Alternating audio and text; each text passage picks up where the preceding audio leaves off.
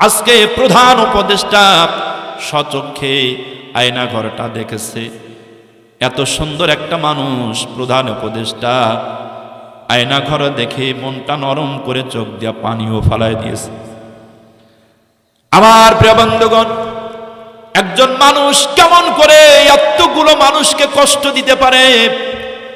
মানুষ যখন স্বৈরাচারী হয়ে যায় তখন আর কোনো বিবেক কাজ করে না। কথা বলুন ঠিক কিনা? তারাই জঙ্গি, তারাই সন্ত্রাসী, যা প্রমাণ হয়ে গেছে আজকে। অত্যাচার, জুলুম, নির্যাতন, নিপীড়ন করতে করতে এমন পর্যায়ে চলে গিয়েছিল ফিরাউনকে হার মানিয়ে দিয়েছে। ঠিক না কথা বলুন? কত কষ্ট মানুষকে দিয়েছে। আয়না ঘর নামক জেলখানার ভিতরে বন্দী করে বছরের পর বছর সমস্ত দামি দামি মানুষগুলোকে আটকে রেখেছিল। আজকে প্রধান উপদেষ্টা স্বচক্ষে আয়না ঘরটা দেখেছে।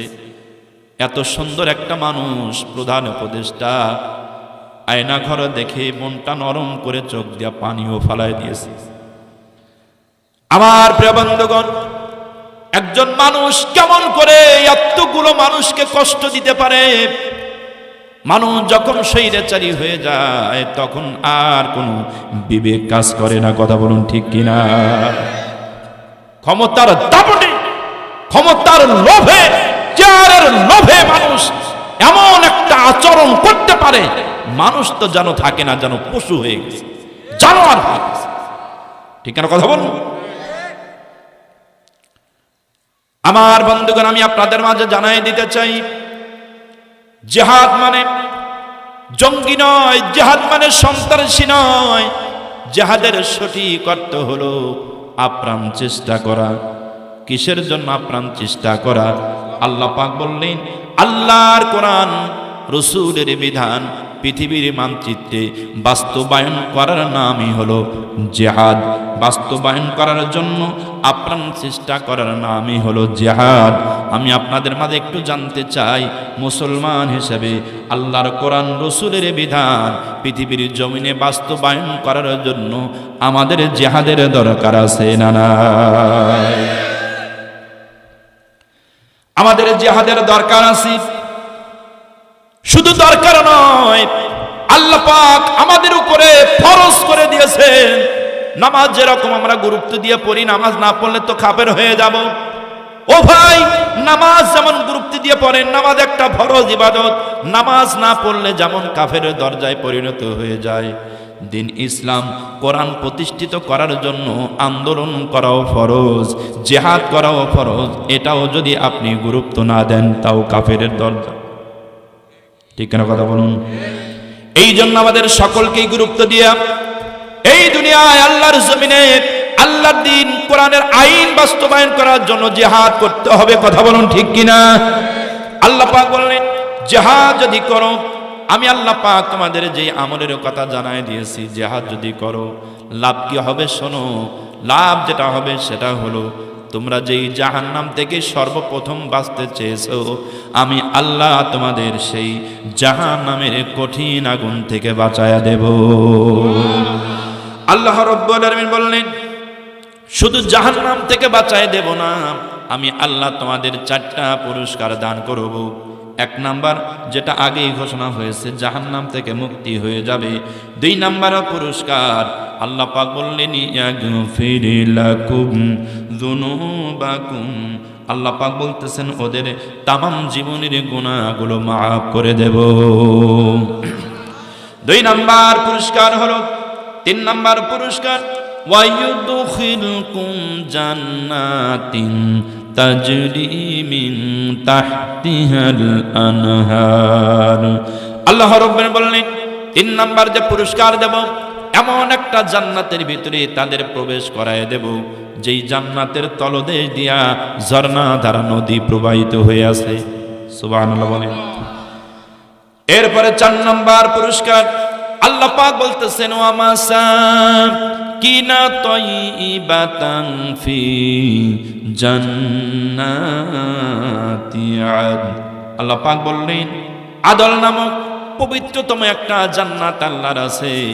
ওই জান্নাতের ভিতরে আমাদের বসবাস করার জন্য আল্লাহ পাক প্রত্যেকটা মানুষের জন্য সর্বনিম্ন 3টা করে ফ্ল্যাট বাড়ি বরাদ্দ করে দিবেন।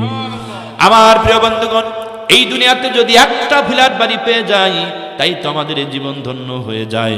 আল্লাহ পাক বললেন সর্বনিম্ন 3টা ফ্ল্যাট বাড়ি বরাদ্দ হবে, উপরেও হবে। সুবহানাল্লাহ বলেন। আমার প্রিয় ভাই, যতগুলো আমল বর্ণনা করা হলো, এই আমলগুলো যদি করতে পারি দুনিয়ায়, 1 নম্বর আমল আল্লাহর উপরে ঈমান, 2 নম্বর আমল রাসূলের প্রতি ঈমান, 3 নম্বর হলো জান এবং মাল দিয়া আল্লাহর রাস্তায় জিহাদ করতে হবে। আল্লাহ পাক বললেন জিহাদ যে করতে হবে, একটু কথা বাদ পড়ে গেছে প্রিয় ভাই। আমরা আল্লাহর কাছে যদি জানতে চাই, ও আল্লাহ জিহাদ যে করব, কি দিয়া জিহাদ করব?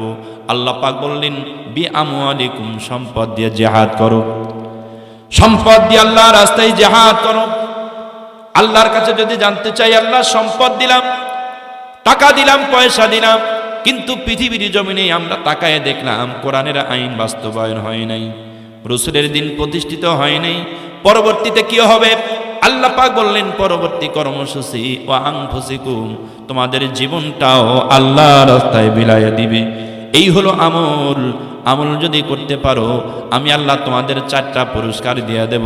1 নম্বর জাহান্নাম থেকে মুক্তি দিয়েছেন, 2 নম্বর তামাম জীবনের গুনাহগুলো মাফ করে দিবেন, 3 নম্বর আল্লাহ পাক এমন একটা জান্নাতে প্রবেশ করাবেন, জান্নাতের তলদেশ দিয়া ঝর্ণা দ্বারা নদী প্রবাহিত আছে। 4 নম্বর পুরস্কার হলো আল্লাহ পাক বলেছেন জান্নাতের ভিতরে বসবাসের জন্য 3টা ফ্ল্যাট বাড়ি তোমাদের জন্য বরাদ্দ হয়ে যাবে। সুবহানাল্লাহ বলেন। আমার প্রিয় বন্ধুগণ, এই যে 4টা পুরস্কারের ঘোষণা আল্লাহ পাক করেছেন, এই ঘোষণা করার পর আমার আল্লাহ পাক অতিরিক্ত আরো 2টা পুরস্কারের ঘোষণা করেছেন। সুবহানাল্লাহ বলেন। দেখবেন বিভিন্ন কোম্পানি পুরস্কার ঘোষণা করে, ছাড় দেয় যে আমার এই টার্গেট যদি তোমরা ফিল আপ করতে পারো তোমাদের বোনাস আছে। দেয় কি দেয় না? জোরে বলেন, দেয় কি দেয় না?